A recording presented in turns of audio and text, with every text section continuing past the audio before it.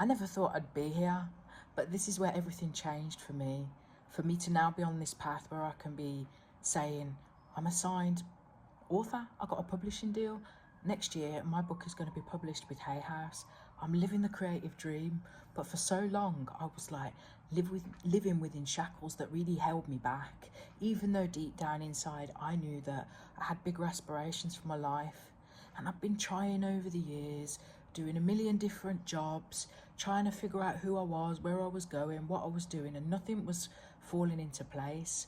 So when I was 18, my boyfriend died very suddenly, and that sent me into a real dark abyss of anxiety and depression that lasted for well over 12 years, had me working in a very soulless job, very unfulfilled, questioning even like if life was worth it. You know, the headspace got very dark. The headspace got very dark. And I would always have these ideas, like a million ideas. Like the notes app on my phone was crazy, but I was never acting on them. There was always something that was holding me back. But the thing that changed all of that for me was in 2020, just at the beginning, well, just before the pandemic, before we all got locked down, I suddenly became paralysed with a condition called Cauda-Equina syndrome, and it was a medical emergency. It happened on my daughter's first birthday party. I mean, there's never a good time for it, but that was particularly bad timing. Had to have an operation to stop me from being permanently paralysed. But even though they did the surgery, it still impacted my mobility, my bladder, my bowels, so many of my bodily functions that I'd taken for granted. And after my injury, when I was just sitting here because I couldn't walk, I couldn't do anything, couldn't go anywhere, I really got thinking about how much of my life I haven't been living to its fullest.